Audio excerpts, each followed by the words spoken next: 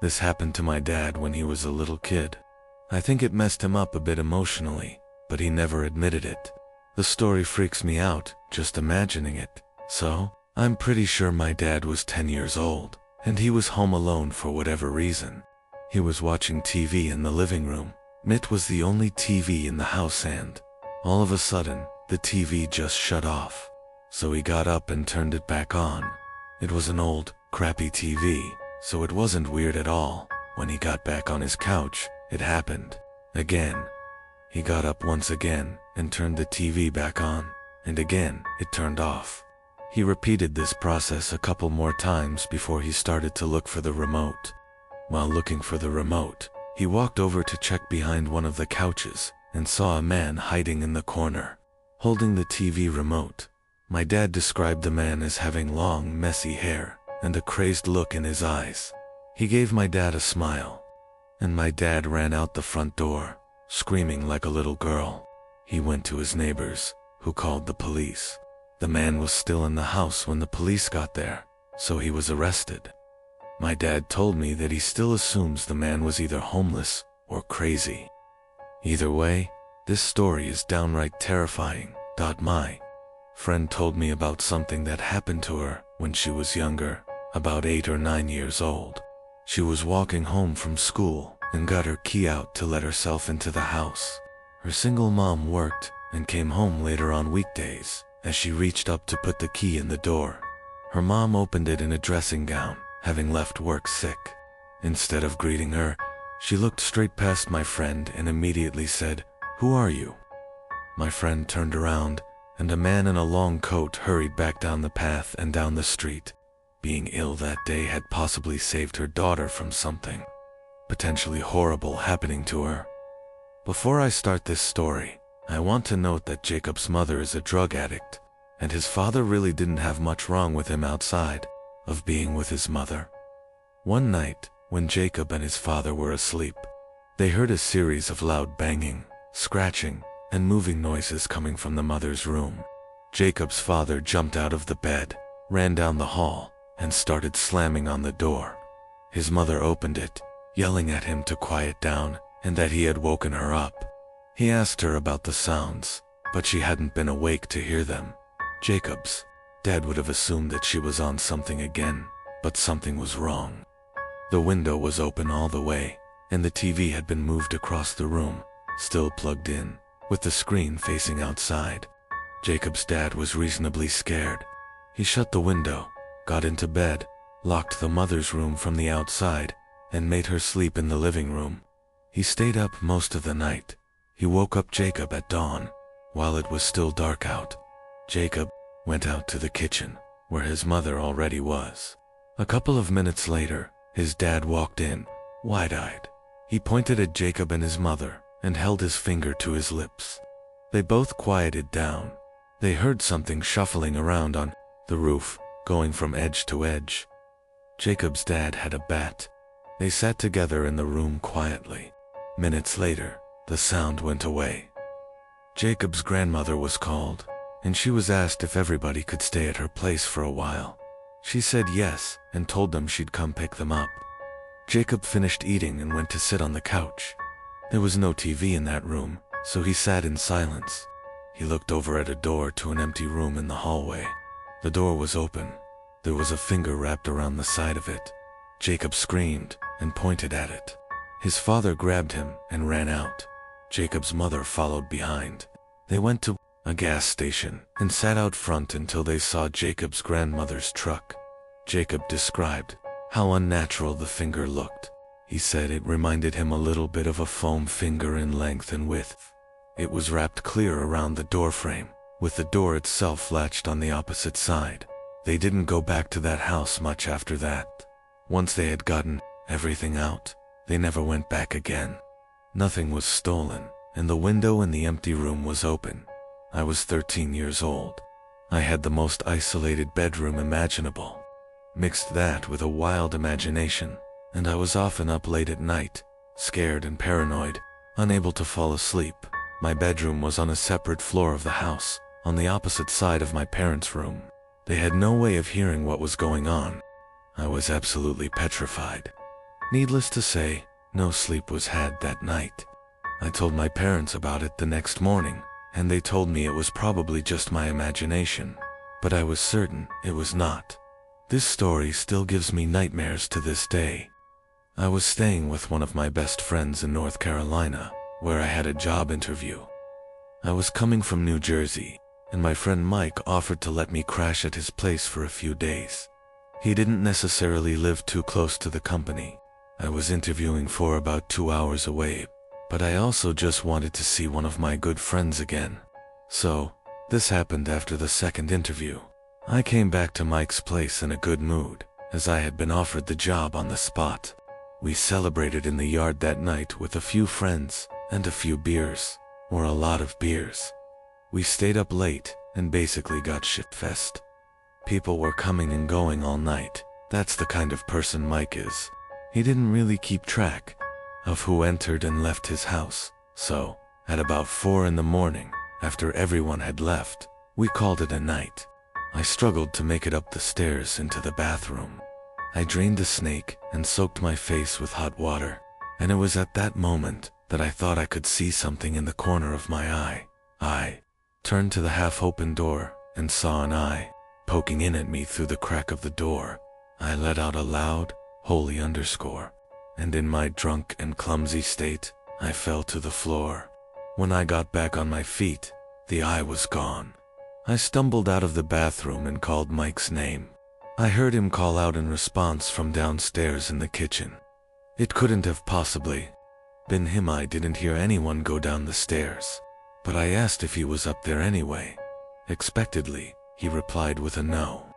I can't remember fully, but I assume I just brushed it off under the assumption that I had too much to drink.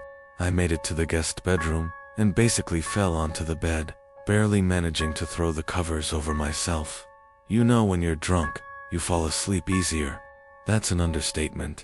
I think I fell asleep seconds after falling onto that bed, only to wake up after an unknown duration of sleep. I immediately felt the unbearable headache coming on and began to rub my head. It was probably a little before sunrise.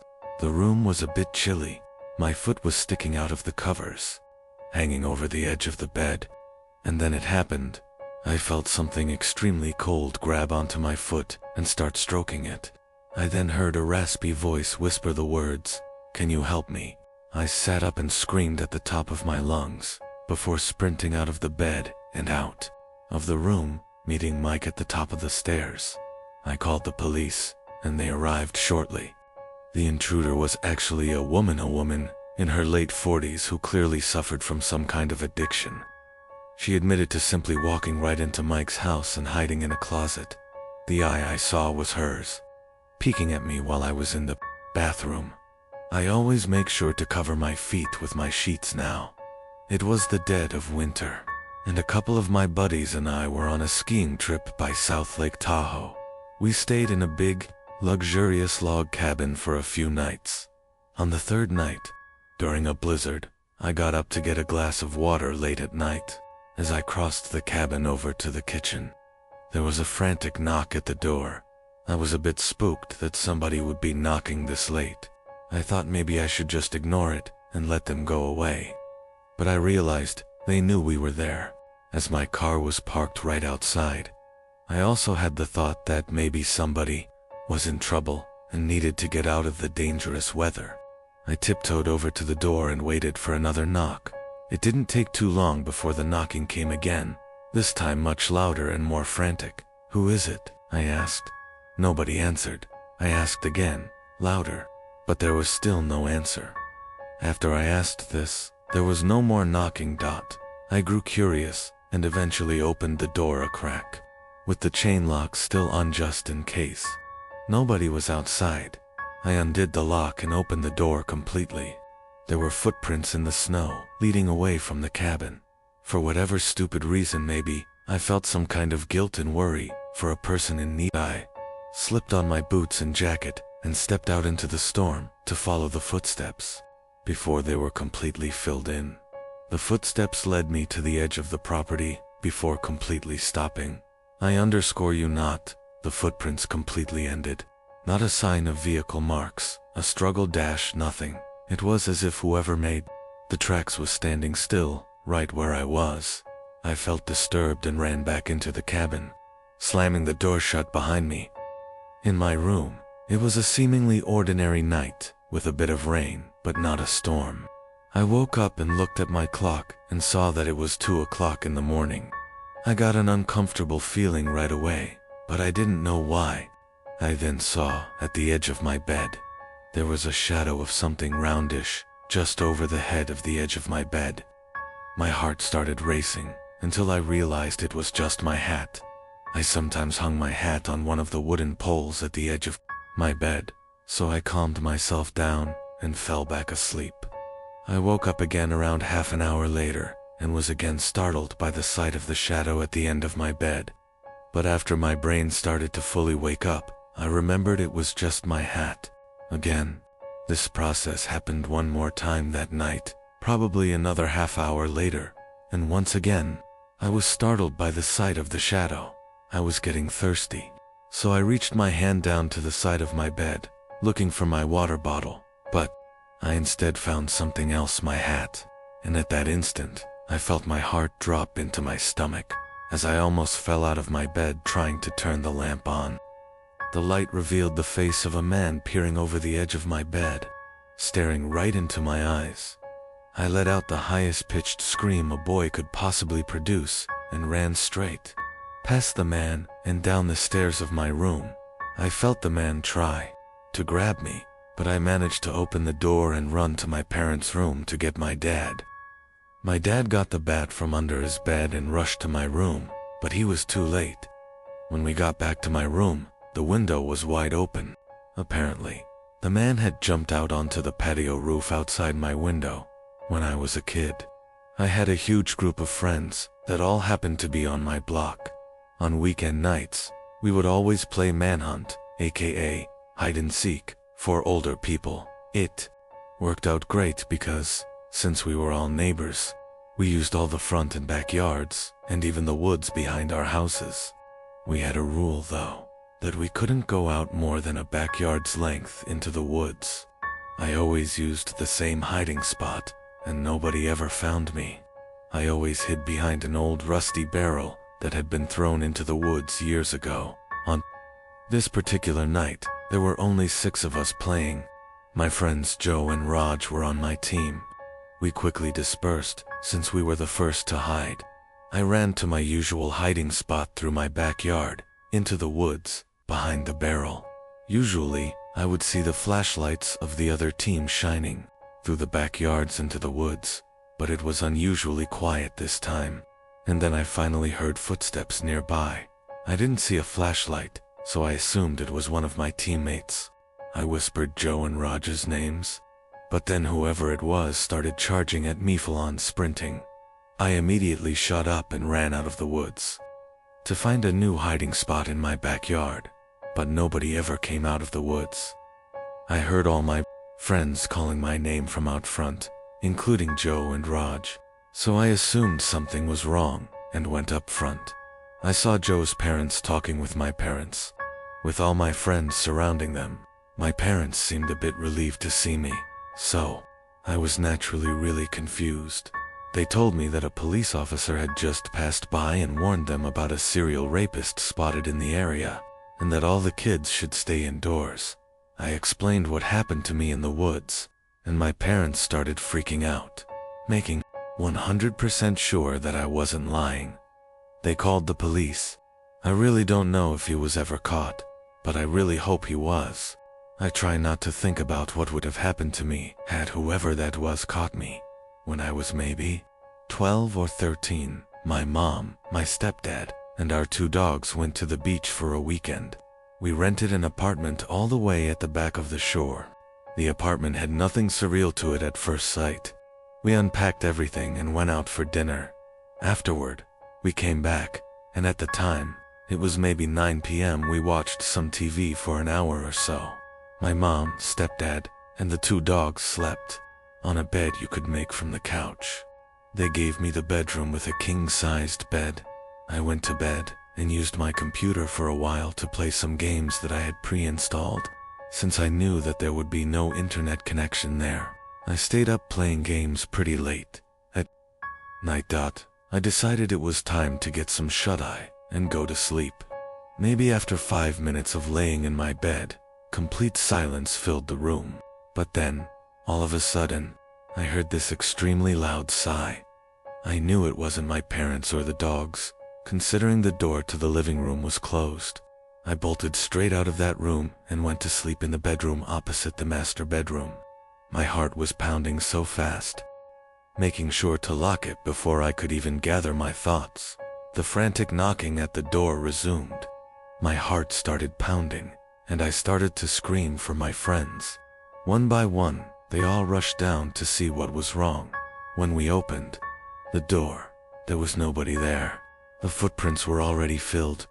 I never could prove what happened to my friends. I don't blame them for not believing me. Almost don't believe myself. But I know it happened. I just can't even try to explain it. It still freaks me out to this day.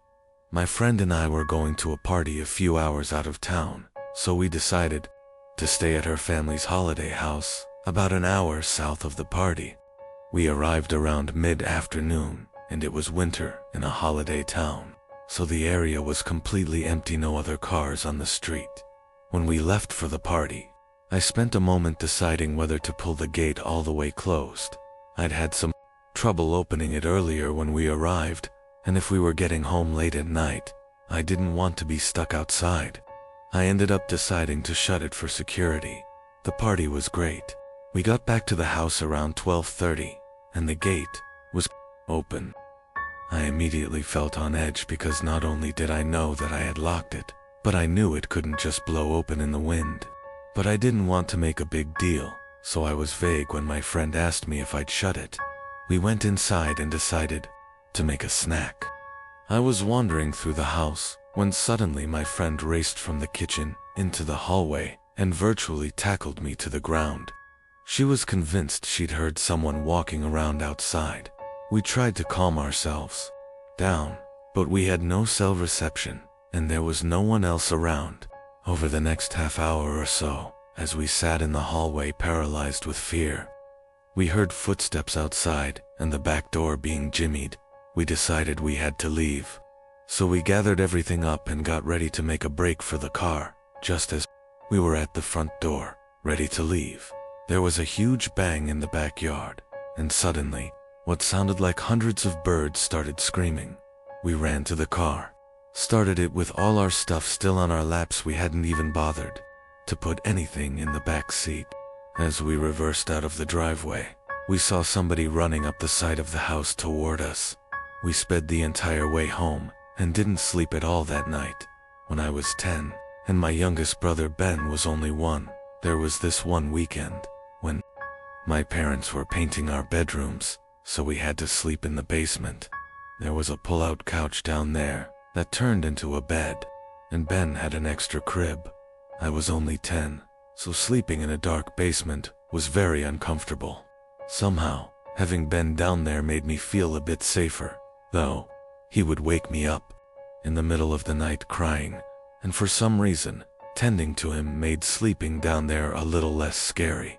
But there was this one time that I woke up to him screaming, not crying, screaming like no 1-year-old should. I was scared shitless immediately and ran over to him to see what was wrong. He was standing up, looking at me, pointing to something. I looked in the direction he was pointing. He was pointing into the pitch-dark boiler room right next to his crib. I felt like 1,000 knives just stabbed me in the chest, and even through the heat of the moment, I vaguely remember the faint sound of something falling over in the boiler room. I felt as if I was being watched in that basement. I grabbed Ben and got the hell out of there as quickly as possible. I have never gone back down in that basement